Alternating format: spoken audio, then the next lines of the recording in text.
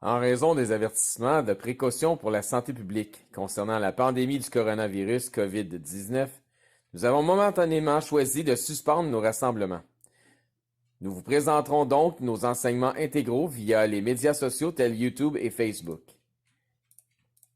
Que le Seigneur puisse vous encourager et vous bénir par ses paroles.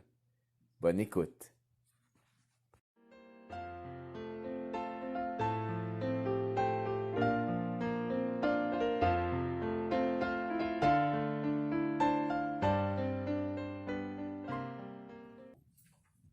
Jacques. Jacques chapitre 1, verset 1.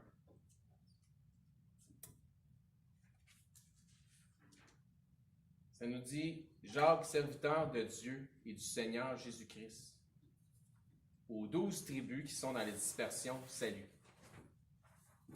Mes frères, regardez comme un sujet de joie complète les diverses épreuves auxquelles vous pouvez être exposés, sachant que l'épreuve de votre foi produit la patience. Mais il faut que la patience accomplisse parfaitement son œuvre, afin que vous soyez parfaits et accomplis sans faillir de rien.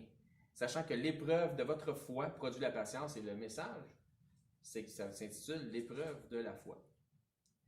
Je vais demander à Michael s'il peut ouvrir le culte en prière, s'il vous plaît, Michael. Père Céleste, Seigneur Tout-Puissant, nous te rendons grâce aujourd'hui pour cette belle assemblée que nous avons exceptionnellement à vendredi. On a récemment eu une série de 16 messages, 16 enseignements, prédications à partir du livre de Jacques. J'espère que vous en souvenez. Sinon, je recommence. J'aimerais d'entrée de jeu vous rappeler que l'épître de Jacques n'est pas consacrée aux Juifs seulement. Certains vont même enseigner ça, à cause de la salutation de l'auteur, quand il dit au verset 1, il dit Jacques, serviteur de Dieu et du Seigneur Jésus-Christ, aux 12 tribus. Il leur dit, ils sont dans la dispersion, salut. Donc, puisque ça s'adresse aux 12 tribus, ça s'adresse juste aux Juifs. Oubliant, ceux qui disent ça, font volontairement fi de quelques précieuses réalités dans les Écritures. Jacques s'adresse à des gens qu'il considère être sauvés. Donc, ils ont beau être parmi les 12 tribus, ils sont quand même des chrétiens au même titre que nous le sommes. La preuve, si vous voulez, est dans le verset 2, lorsqu'il dit « mes frères ». Puis pas juste ça, c'est qu'il envoie la lettre dans des églises qui sont dans la dispersion. La dispersion, comme on l'a vu dans Actes, on pourrait avoir déjà un peu étudié ça, c'est rapidement rendu dans la Judée et presque aussi rapidement dans la Samarie.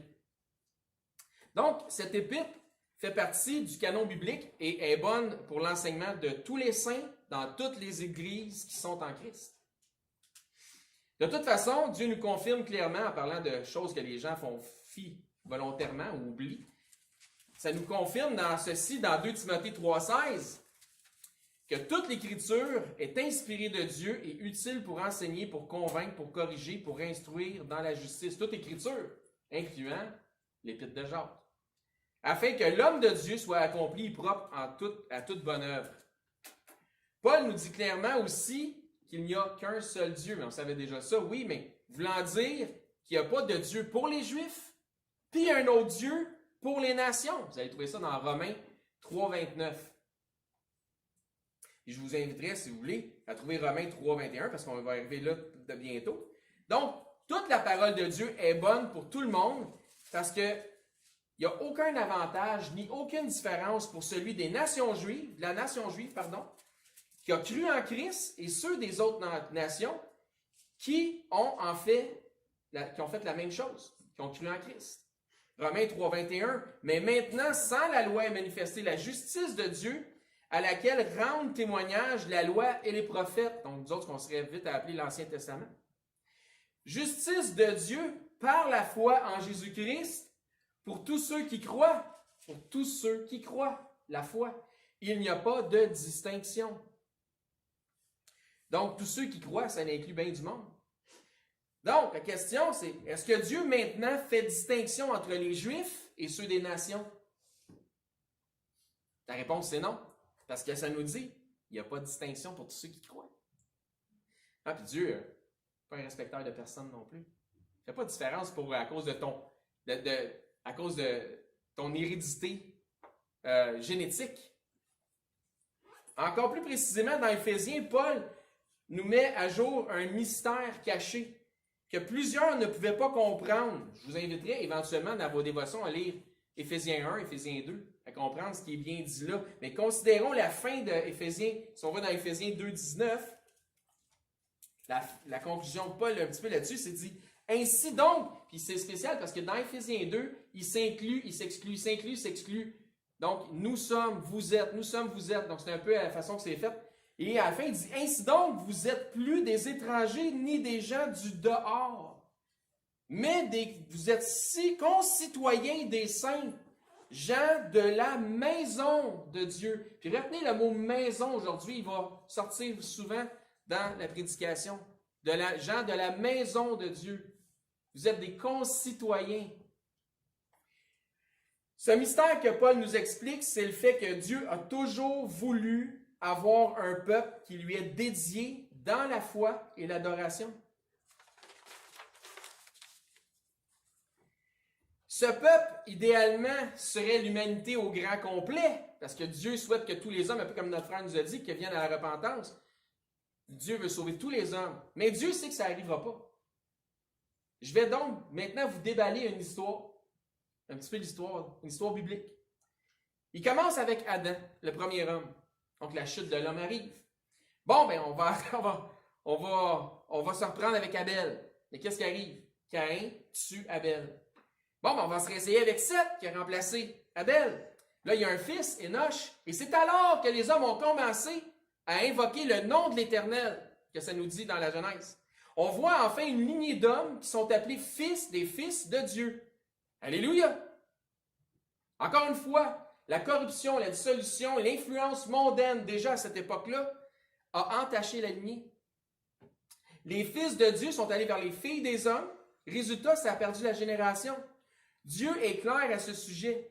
C'est le même phénomène qui a amené l'homme le plus sage que la Bible nous décrit, soit le roi Salomon, à finir ses jours comme un idolâtre. Ces 1000 femmes et concubines, là, de toutes nations différentes ont fini par avoir raison de sa sagesse. Les mauvaises compagnies corrompent les bonnes mœurs. Dans la Genèse, Dieu s'est repenti d'avoir créé l'homme. Il a recommencé de nouveau avec la famille de Noé après avoir amené le déluge. On voit ça dans le chapitre 7 de la Genèse. Donc, Dieu a promis de ne plus jamais détruire la terre par l'eau. Quand vous voyez dans le ciel un arc-en-ciel, c'est le signe de deux choses. Le premier, c'est le signe que Dieu a réellement détruit la terre par l'eau. C'est le signe du jugement de Dieu. Mais c'est aussi le signe que Dieu ne détruira plus jamais la terre par l'eau. Donc, c'est le signe d'une promesse. Ensuite, on voit encore la corruption de l'homme dans la tour de Babel. Vous allez trouver ça dans Genèse 11. Mais qu'est-ce que Dieu va faire? Il n'amènera pas un autre déluge. Il a promis qu'il ne le ferait pas. Mais qu'est-ce qu'il va faire? Il va donc confondre leur langage. Ainsi, ils vont être divisés par nation et perdre leurs alliances humaines. D'une nation viendra un homme, un Hébreu, Abraham, que Dieu s'est choisi parmi les hommes pour encore une fois tenter de s'établir une nation. Dieu fait donc une promesse à Abraham, l'Hébreu, en lui promettant une postérité terrestre et une céleste. Il ne sera pas le patriarche d'une seule nation, mais de plusieurs. Genèse 17, 5. On ne t'appellera plus Abraham, mais ton nom sera Abraham, car je te rends père d'une multitude de nations. Attention, regardez comment Dieu s'exprime. Car je te rends, pas je te rendrai. Quand Dieu dit quelque chose, c'est comme si c'était fait. Au temps présent. Et éventuellement, à travers son fils, Isaac continuera la lignée des Hébreux. Isaac a eu un fils, son nom c'était Jacob. Il y en a eu d'autres, mais il y en a eu deux, mais je visais Jacob. Son nom deviendra éventuellement, là vous pouvez répondre. Comment? Israël. Merci beaucoup. Et de lui est issue la nation des Hébreux appelée la nation d'Israël ou la maison d'Israël. Après 400 ans d'esclavage en Égypte, Dieu les entend et les délivre sous la tutelle de Moïse, son serviteur. Moïse réunit le peuple, lui transmet la loi et les ordonnances de Dieu. Dieu établit aussi avec son peuple une alliance, ce qu'on appelle l'Ancienne Alliance ou l'Ancien Testament. La raison pour laquelle Dieu établit la loi, principalement les 10 commandements, avec le peuple, c'est que Dieu veut s'établir un peuple qui est saint. Et Dieu dit dans Lévitique 20-26, « Vous serez saints pour moi, car je suis saint, moi, l'Éternel. Je vous ai séparés des peuples, afin que vous soyez à moi. » Qu'est-ce que Dieu veut faire? Il veut s'établir un peuple pour lui qui est saint dans la foi pour l'adoration. C'est l'Esprit de Dieu concernant son peuple, ce que je viens de lire là. Vous serez un peuple pour moi. Le peuple de Dieu, éventuellement, on sait, il s'est rebellé, il s'est corrompu encore une fois. Il y avait des affaires que ça ne faisait pas leur affaire, ce que Dieu lui demandait. Donc, ce qui s'est déjà fait semble se répéter, tel que le dit l'Ecclésiaste, il n'y a rien de nouveau sous le soleil. Exode 32-7. L'Éternel dit à Moïse, « Va, descends, car ton peuple que tu as fait sortir du pays d'Égypte s'est corrompu. » Il n'a pas dit « mon peuple », il a dit « ton peuple ». Ils se sont promptement écartés de la voie que je leur avais prescrite. Ils se sont fait un veau de fonte. Ils se sont prosternés devant lui. Ils lui ont offert des sacrifices. Ils ont dit, « Israël, voici ton Dieu qui t'a fait sortir du pays d'Égypte. » Un veau de fonte. L'Éternel dit à Moïse, « Je vois que ce peuple, pas mon peuple, ce peuple, je vois que ce peuple est un peuple au cou roide. » Des stiff-necks, on va dire en anglais. Maintenant, laisse-moi, ma colère va s'enflammer contre eux et je les consumerai, mais je ferai de toi, Moïse, une grande nation. Adam, Abel, Seth, Enoch, les fils de Dieu, le déluge, Noé, ses fils, Abraham. Dieu était prêt encore une fois à tout recommencer à partir de Moïse, seulement et de sa progéniture. Mais on connaît la suite. Moïse a intercédé pour le peuple et pour l'amour de Moïse, Dieu les a épargnés. Éventuellement, le peuple devait, dans sa sainteté, ne faire qu'un seul peuple, dans l'unité de la foi. Et ce peuple-là, qu'est-ce qui est arrivé? Il s'est divisé en deux. Israël et Juda. Ils sont même rentrés en guerre l'un contre l'autre. Dans 1 Roi 12, verset 19.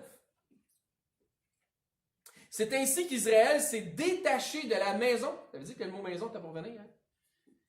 De la maison de David jusqu'à ce jour. Tout Israël ayant appris que Jéroboam était de retour, ils l'envoyèrent appeler dans l'assemblée et ils le firent roi sur tout Israël.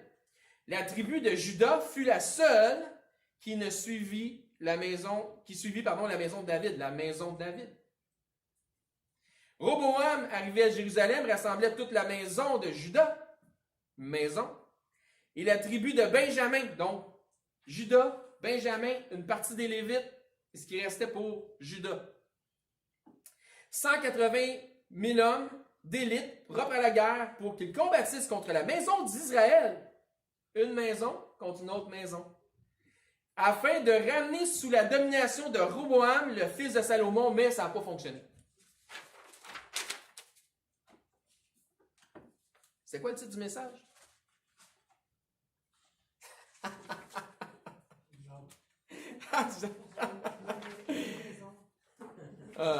L'épreuve de la foi. On continue. Je suis encore dans mon histoire. Je déballe. Et ce n'est pas avant 2 Rois 16-6 qu'on voit arriver un terme particulier puis utilisé à outrance de nos jours. Et le terme, c'est juif. Avant 2 Rois 16-6, le terme juif n'existe pas. Donc, on ne voit pas ça dans les Écritures. Il y avait des Hébreux, il y avait la nation d'Israël. Le terme juif se réfère donc à ceux de Juda, qui habitaient la région de la grande capitale de Jérusalem. ceux qui à la base sont demeurés avec la maison de David lors de la division. Donc, il faut faire attention, sans être légaliste, de ne pas dire des choses telles tu sais, là, les Juifs avec Moïse, là, dans l'Égypte, on va certainement comprendre de quoi vous parlez, mais à quoi vous faites référence. Mais il n'y avait pas de soi-disant Juifs avec Moïse en Égypte. Ça n'existait pas. Mais il y avait certainement des Hébreux, descendants des patriarches, Abraham, Isaac, Jacob, formant donc Israël, lorsqu'Israël ne formait encore qu'un seul peuple. Le but de Dieu a toujours été de se mettre à part un peuple saint pour lui. Donc, maintenant que Christ est venu, parce que Christ est venu, maintenant que Christ est venu, croyez-vous que son objectif était seulement de réunir la nation des tout-mélangés des Juifs? C'était ça son objectif? C'était ça son but? À l'époque de Jésus, il ne savait déjà même plus s'ils étaient des Juifs ou d'Israël ou des Hébreux ou les deux. Ils étaient déjà tous mélangés. Il n'y avait pas de relation, par exemple, avec les Samaritains parce qu'ils voyaient les Samaritains comme étant des faux Juifs, indignes de partager avec eux le Dieu de leur père. C'est vrai, hein? Okay. La question est, qu'est-ce qu'on fait, nous autres, dans cette histoire-là? Les chrétiens des nations, ceux qui ont cru à l'Évangile de Christ. On arrive où là-dedans? Puis la réponse est simple, parce que l'objectif de Dieu, il ne change pas. Puis je vous répète son objectif, un seul peuple uni, saint, dans la foi. Nous sommes donc avec les Juifs, ceux d'Israël, les Samaritains et puis tous les autres qui ont cru finalement, un seul peuple, une seule nation. Et ça, c'est la révélation qui fut du mystère caché. Mais caché où? Caché dans les Écritures, mais éventuellement révélé par le discernement. Dans Ésaïe 5,65, au verset 1, ça dit « J'ai exaucé ceux qui ne demandaient rien. Je me suis laissé trouver par ceux qui ne me cherchaient pas. J'ai dit, notez ça, j'ai dit, me voici à une nation qui ne s'appelait pas de mon nom. Maintenant, nous sommes cette nation qui ne s'appelait pas de son nom. Mais nous sommes avec tous ceux qui ont cru. Nous sommes tous une seule et même nation appelée de son nom. 1 Pierre 2,7.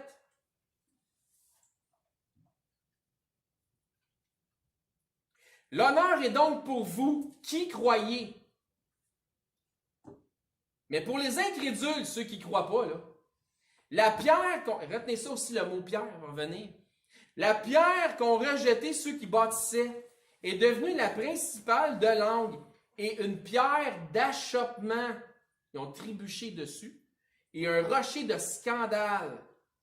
C'est qui, c'est la principale pierre de l'angle? C'est qui la pierre d'achoppement? C'est qui le rocher de scandale? Le rocher de scandale réfère à Ésaïe 8,14 et ça dit un rocher de scandale pour les deux maisons d'Israël. C'est ça que ça dit dans Ésaïe 8,14. Soit Israël et Juda. La pierre de l'angle est Jésus. Et qui sont ceux qui ont rejeté Jésus? Je peux savoir? Les Juifs. On va dire les vraies choses. La lumière du monde est venue chez les siens et les siens ne l'ont pas reçue. Mais à tous ceux qui l'ont reçu, juifs, pas juifs, on s'en fout. À ceux qui croient parce qu'ils ont la foi en son nom, puis il y a un seul nom sous le ciel qu'on peut invoquer pour être sauvé, puis c'est le nom de Jésus. Elle a donné le pouvoir de devenir enfant de Dieu. Enfin, on retrouve les fils de Dieu.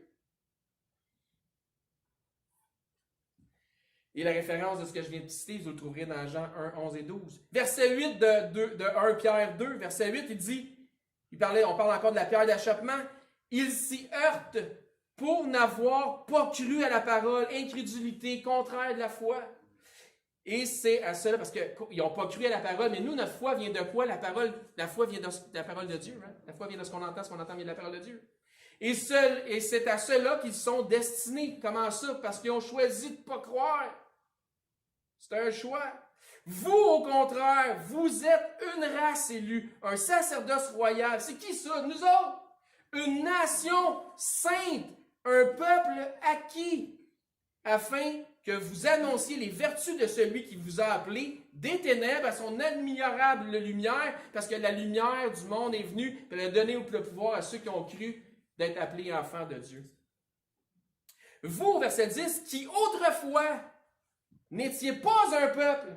Attends une minute, que ça disait dans Isaïe 65:1 tantôt, je dis, me voici à une nation qui ne s'appelait pas de mon nom. Vous qui autrefois n'étiez pas un peuple et qui maintenant êtes le peuple de Dieu. Vous qui n'avez pas obtenu miséricorde et qui maintenant avez obtenu miséricorde.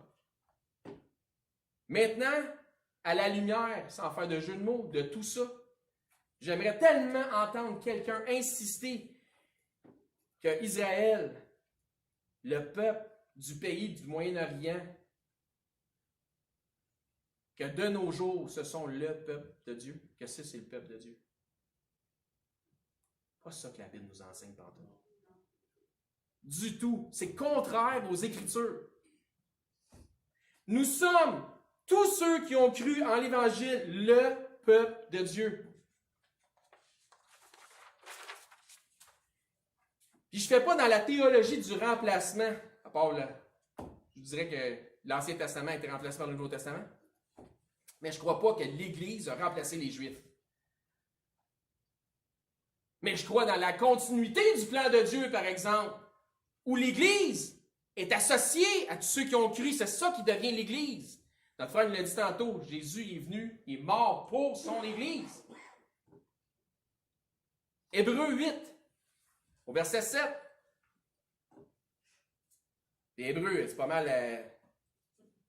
ça s'adresse pas mal aux Juifs, là.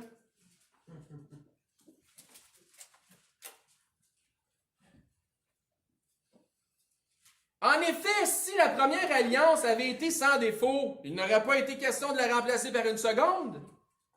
Car c'est avec l'expression d'un blâme que le Seigneur dit à Israël, « Voici les jours viennent, dit le Seigneur, où je ferai avec la maison d'Israël et avec la maison de Juda une nouvelle alliance. » Quelle nouvelle alliance? Quand on lit le texte et qu'on comprend le contexte, la nouvelle alliance par le sang de Christ. C'est donc par Christ que Dieu accomplit la réunion d'un seul peuple, Israël et Juda. Donc les deux maisons issues d'Israël deviendront une seule et même maison, la maison d'Israël. Et c'est de la même façon que le Seigneur Jésus ajoute à cette maison en disant à Pierre, « Je bâtirai mon Église. » Pierre, par la suite, clarifiant le tout dans son premier épître en disant dans 1 Pierre 2, au verset 4, « Approchez-vous de lui, pierre vivante, rejetée par les hommes, mais choisie et précieuse devant Dieu. » Et vous, parce qu'on était acheté un grand prix, le sang de son Fils. « Et vous-même, comme des pierres vivantes, édifiez-vous pour former, » vous vous souvenez le terme que je vous dis qui était pour venir souvent? Une maison spirituelle. Combien de maisons? Une seule maison. Un saint sacerdoce afin d'offrir des victimes spirituelles agréables à Dieu par Jésus-Christ. Les deux maisons, Israël, Juda, plus nous autres, égale une maison, son Église.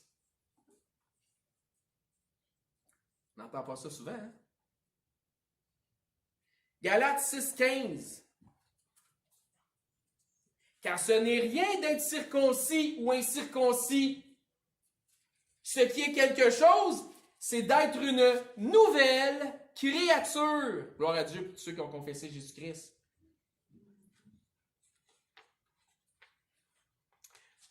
Ensuite, au verset 16, ça nous dit « Paix et miséricorde » sur tous ceux qui suivront cette règle et sur l'Israël de Dieu. L'Israël de Dieu, les circoncis, puis les pas circoncis. Ensemble. Car ce qui compte, c'est pas la circoncision de la chair, c'est la circoncision du cœur.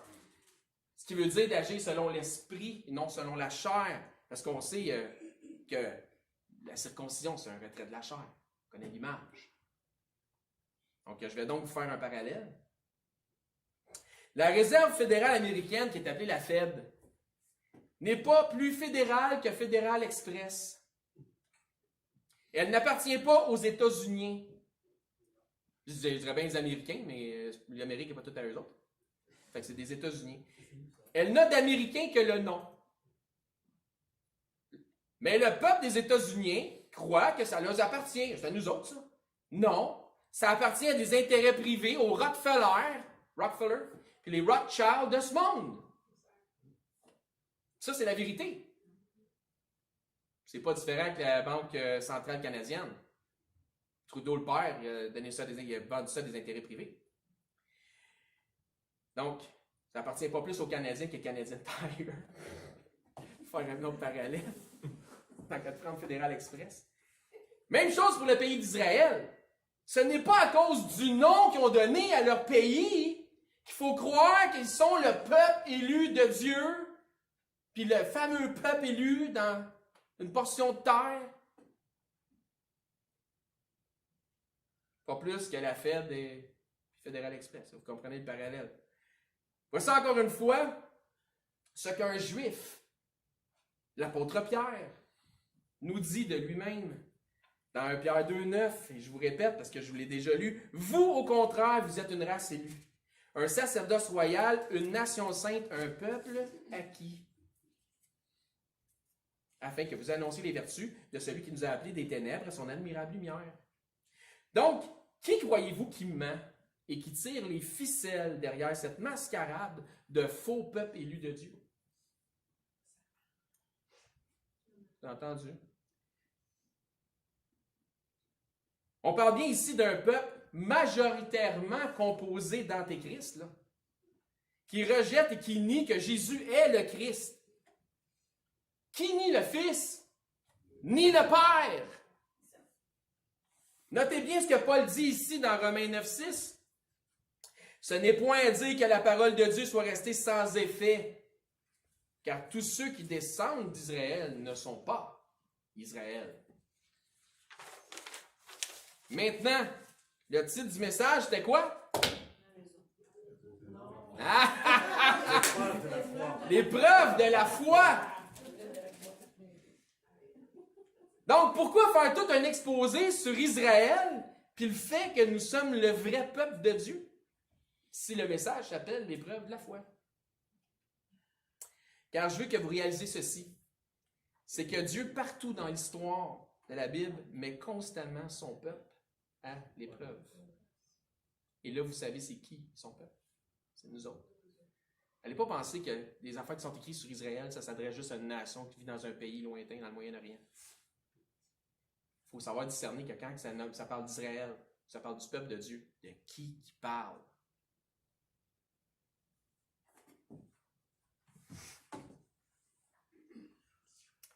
Il éprouve son peuple pour voir s'il va obéir ou faiblir. Il met la foi de son peuple à l'épreuve. C'est ça que Dieu fait. Il a mis Abraham à l'épreuve pour le tester. Vous allez trouver la référence dans Genèse 2,21. Ça nous dit plus tard que ça nous confirme que, concernant l'épreuve d'Abraham, que c'est sa foi qui a été mise à l'épreuve. Dans Exode, Dieu nous teste son peuple. Dans Exode, vous allez trouver ça, référence 16,4, Exode 20,20. Dans Deutéronome, il parle de volontairement leur envoyer de faux prophètes afin de les mettre à l'épreuve. On a eu notre lot de faux prophètes ici. On a été éprouvés. Il y en a qui passent le test, puis il y en a qui ne le passent pas. Dans Juge 2,22, dans Juge 3,4, etc. Donc, comme peuple de Dieu que nous sommes ici à Saint-Hubert, sachez que nous avons été éprouvés.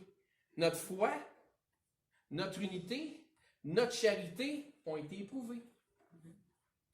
On ne fera pas exception aux tests qui sont à venir aussi. Aux épreuves que Dieu, autant individuellement que collectivement, vont nous arriver. On a perdu un frère dernièrement. Ça nous éprouve. Nous avons de nouveaux membres. Je vous avise d'avance que vous serez mis à l'épreuve dans votre foi. Samuel, tu vas être mis à l'épreuve. Alexandre, tu vas être mis à l'épreuve. Elisa, tu vas être mis à l'épreuve. Cynthia, Savant, vous allez être mis à l'épreuve dans votre foi. Votre amour pour Christ, pour Dieu, pour vos frères et vos sœurs en Christ seront mis à l'épreuve. Ça nous dit dans les Écritures que rien ne nous séparera de l'amour de Christ. Rien. Beaucoup apprécié le témoignage de notre frère tantôt. Je pensais rien qu'à ça quand il parlait que rien ne va nous séparer de l'amour de Christ. On a envie des épreuves. Les mesures qui sont imposées présentement, le fait que les rassemblements soient interdits, un autre mois, ben, ce sont des éléments qui vont éprouver notre foi. La question est, sortirons-nous plus forts ou affaiblis? Plus unis ou plus divisés? Serons-nous de retour tous dans un mois? Bon, à part si vous êtes dans un autre pays, bien évidemment. Les prochaines prédications qui seront en ligne, les écouterez-vous? Le sujet qui s'en vient, c'est les relations de couple. Ça risque de mettre la foi de certains à l'épreuve.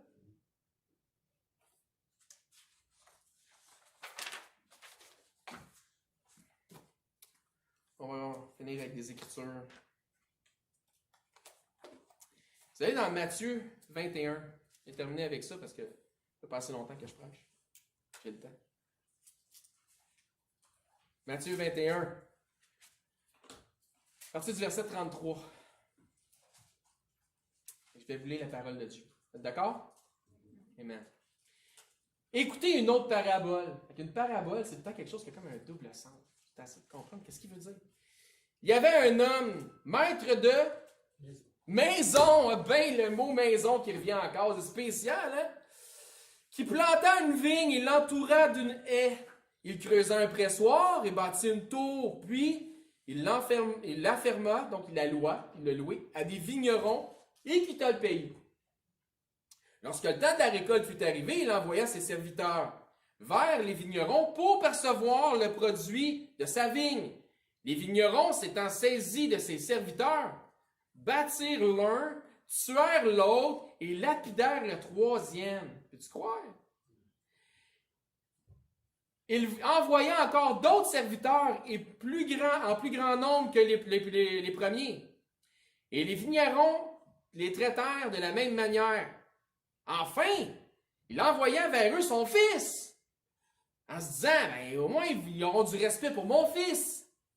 Mais quand les vignerons, donc, qui sont ceux que, premièrement, celui qui est le propriétaire de la vigne, c'est Dieu.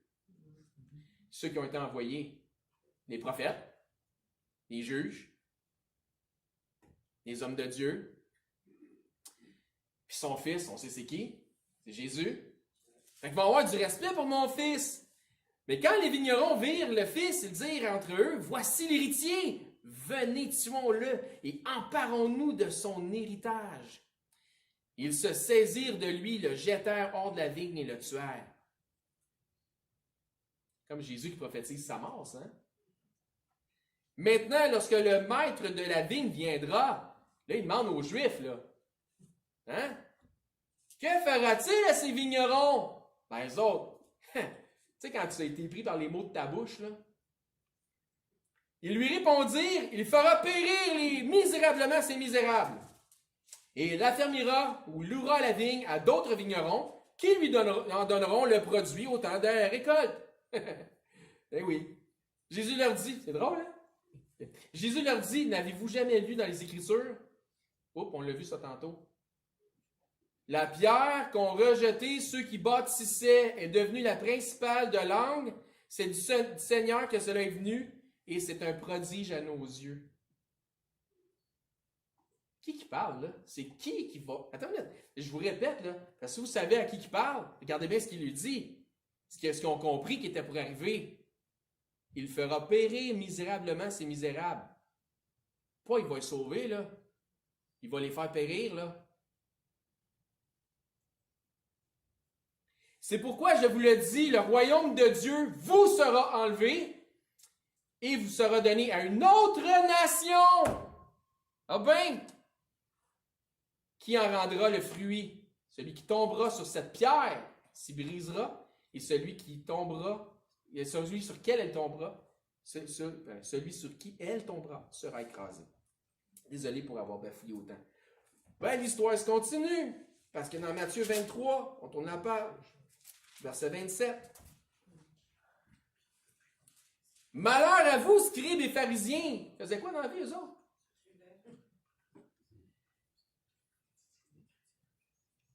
Hypocrites! Parce que vous nettoyez le dehors. La coupe, je suis rendu où, là? OK, là, je ne suis pas rendu là. M'excuse, verset 27. Parce que vous ressemblez à des sépulcres blanchis. Ben, ils les ont traités d'hypocrites avant, c'était juste le fun de le savoir. Qui paraissent beaux en dehors et qui en dedans sont pleins d'ossements de mort et de toute espèce d'impureté. Quasiment aussi bon qu'hypocrite. Vous de même, au dehors, ça dit, vous paraissez juste aux hommes, mais au dedans, vous êtes pleins d'hypocrisie et d'iniquité. Malheur à vous, scribes et pharisiens, hypocrites, parce que vous bâtissez des tombeaux sur des prophètes et ornez les sépulcres des justes. Et que vous dites, oh, regardez bien ce qu'ils disent. Si nous avions vécu au temps de nos pères, nous ne nous serions pas joints à eux pour répandre le sang des prophètes. Vous témoignez ainsi contre vous-même que vous êtes les fils de ceux qui ont tué les prophètes. Tu sais, quand ils ont dit tantôt, qu'est-ce qu'ils vont faire? Qu'est-ce qu'ils vont faire aux vignerons? Ben, ils vont misérablement tuer ces misérables. Ils sont pris par les mots de leur bouche, de leur bouche. Ça dit ensuite, comblez donc la mesure de vos pères, vous comblez donc la mesure de vos pères, serpents, race de vipères. Comment échapperez-vous au châtiment de la géhenne? C'est pourquoi, voici, je vous envoie des prophètes, des sages et des scribes. Vous tuerez et crucifierez les uns, vous battrez de verge les autres dans vos synagogues et vous les persécuterez de ville en ville. Ah, bénissez le peuple d'Israël. Ceux qui bénissent le peuple d'Israël vont être bénis. Non. Je pense que Jésus n'est pas en train de les bénir trop, là. Ça, c'est n'importe quoi. Afin que retombe sur vous tout le sang innocent répandu sur la terre, depuis le sang d'Abel jusqu'au sang de Zacharie, fils de Bachari, que vous avez tué entre le temple et l'autel. Je vous le dis en vérité, tout cela tombera sur cette génération. Ensuite, Jésus dit, Jérusalem, Jérusalem, qui tue les prophètes et qui lapide ceux qui te sont envoyés. Qu'est-ce que je lui disais tantôt dans la parabole du vigneron? J'ai envoyé des serviteurs, ils les avez tués, ils les avez battus. Qui tue tes prophètes et qui lapide ceux qui te sont envoyés. Combien de fois ai-je, moi, Dieu dans la chair, le Dieu que je suis, combien de fois ai-je voulu rassembler tes enfants comme une poule rassemble ses poussins sous ses ailes et vous ne l'avez pas voulu. Quand? Quand je les envoyais des prophètes, quand je les envoyais des juges. L'histoire continue. Chapitre 27.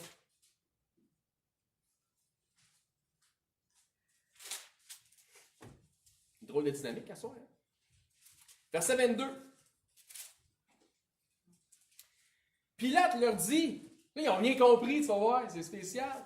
Pilate leur dit, que ferais-je donc de Jésus qu'on appelle Christ? Il leur a dit, là, Jésus-Christ, là, votre Messie, là.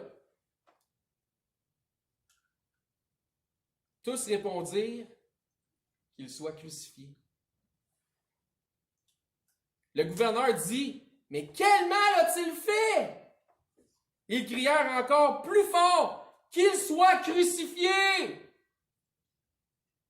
Pilate, voyant qu'il ne gagnerait rien, mais que le tumulte augmentait, prit de l'eau, se lava les mains en présence de la foule et dit, je suis innocent du sang de ce juste.